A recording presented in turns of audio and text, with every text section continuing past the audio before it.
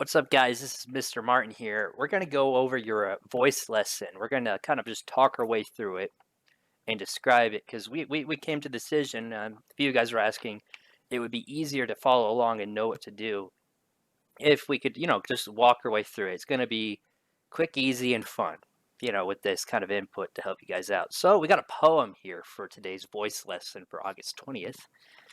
It's by Sylvia Plath. It's called Cut. It's one of my favorite poets of all time. So let's just, I'm going to read it to you, and then we'll get on with the discussion portion, apply portion. Then I'll set you free to do this on your own. So, what a thrill. My thumb instead of an onion, the top quite gone, except for a sort of a hinge of skin, a flap like a hat, dead white, then a plush red. So, let's talk a bit about this kind of concept right here called a tone. Is because it's presented in the first question. Tone is how you speak about something. It's like the emotional inflection you use in your voice, because whenever you're reading something, the author's voice is coming to you, and the words that the author uses and how they describe things creates this concept we know as tone. For example, let's say you can say, this is a classic Southern saying. You could say, bless your heart. Or you could say, oh, bless your heart. One clearly has a more sarcastic, biting tone to it, while the first one could be a genuine compliment or genuine act of basically wishing someone well. So, what is the poet's attitude towards the cut? Think that one through. What kind of words, what words, images, and details create the tone? So this is kind of like Sylvia Plath's sort of, her tone is very described very well in this poem right here.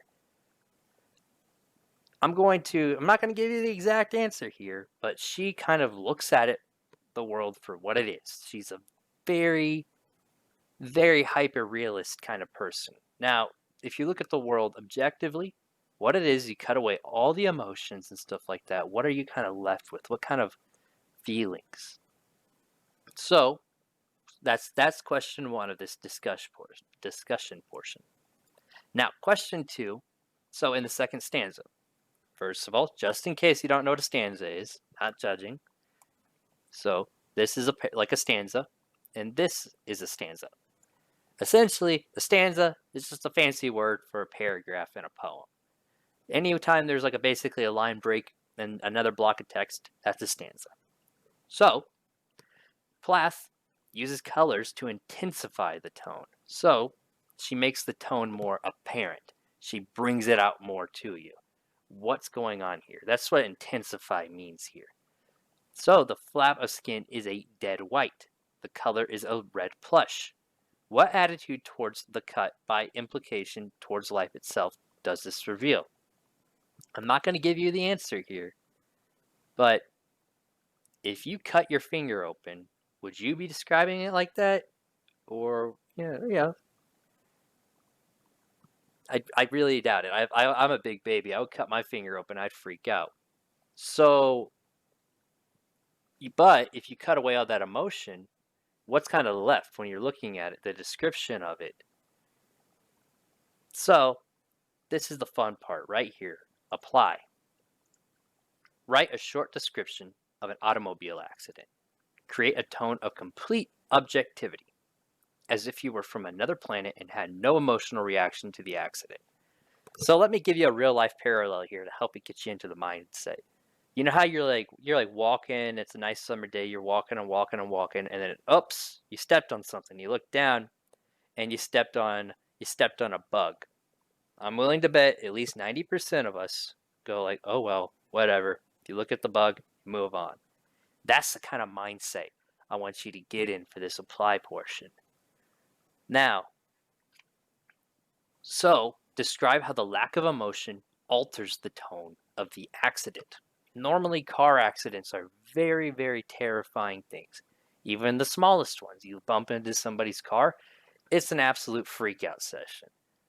Believe me, I've been there.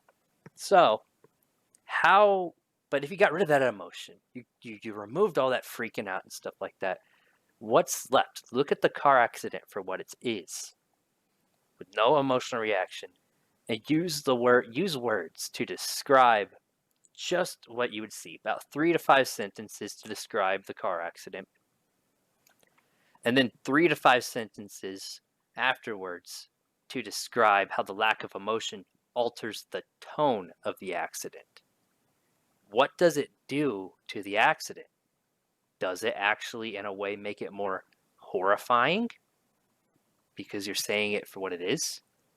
Does it somehow make it beautiful if you're feeling really out there? Does it make it not scary at all? Well, I don't know. You be creative here. You're the artist now. Write something. Have fun with it. Don't think too hard about it. But put a little bit of effort into it. Effort gets you full credit. So that is your voice lesson for August 20th. This is Mr. Martin signing off.